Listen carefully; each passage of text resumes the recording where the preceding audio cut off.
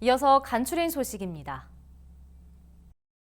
농협중앙회가 23일 서울 중구본관에서 임시 대의원회를 열고 사회이사 1명을 선출했습니다. 농협중앙회는 함께하는 백년 농촌 구현과 유통 디지털 혁신을 통한 지속가능한 경영체계를 구축하기 위해 김경진 전 농협중앙회 농업경제대표이사를 사회이사로 신규 선임했다고 밝혔습니다.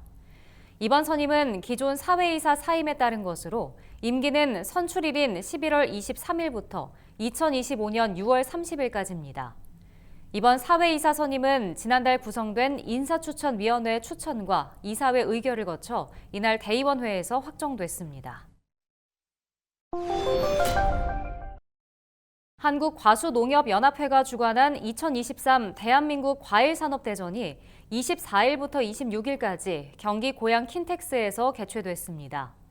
올해 행사는 3일간의 달콤한 로맨스를 주제로 다채로운 체험 전시 참여 프로그램을 선보였습니다.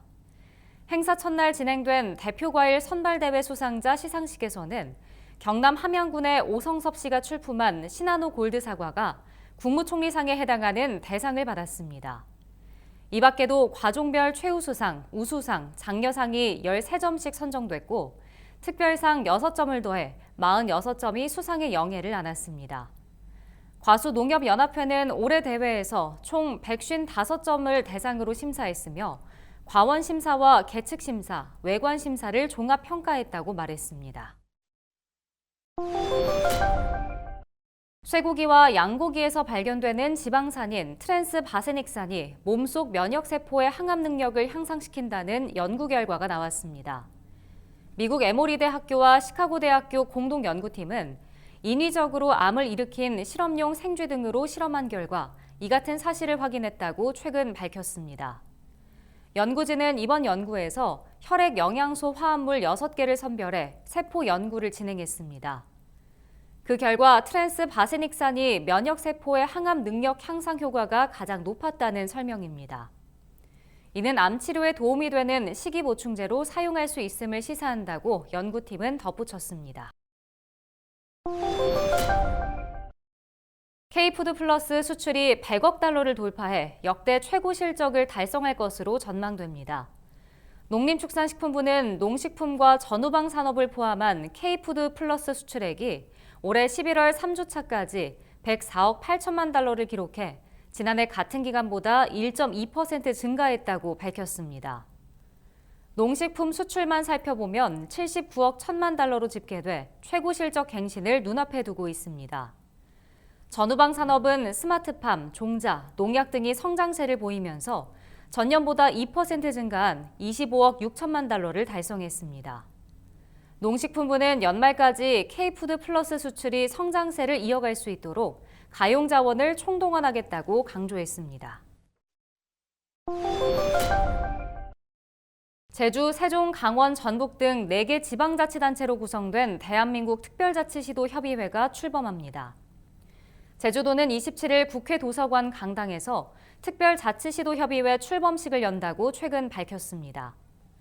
협의회 초대 대표회장은 오영훈 제주도지사가 맡고 최민호 세종시장과 김진택 강원도지사, 김관영 전북도지사는 공동회장의 이름을 올렸습니다. 협의회는 향후 특별자치단체 위상을 높이기 위한 국정과제 발굴, 특별법 개정을 위한 정부 국회 대응 등에 나설 예정입니다. 올해 김장 비용이 전년보다 낮은 수준에서 안정세가 이어지는 것으로 나타났습니다. AT가 20일 조사한 결과에 따르면 배추 20포기 기준 김장 비용은 19만 1,030원으로 전주보다 1.1% 하락했습니다. AT는 주요 김장 재료 14개 품목 가격을 전국 16개 전통시장과 34개 대형 유통업체에서 조사해 6일부터 매주 김장 비용을 발표하고 있습니다. 올해 김장 비용은 1차 조사 결과인 21만 8,425원과 비교해 12.5% 하락했다는 설명입니다. 이는 정부의 김장 재료 공급 확대와 유통업체의 김장 재료 할인 행사가 겹치면서 14개 조사 품목 가운데 11개 가격이 전년보다 내린 영향으로 분석됩니다.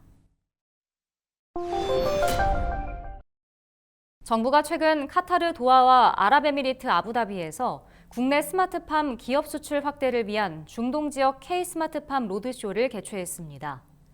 농식품부는 이번 행사에 국내 스마트팜 기업 14곳과 현지 수입업체 70곳이 참여했고 모두 190건의 수출 상담이 진행됐다고 설명했습니다.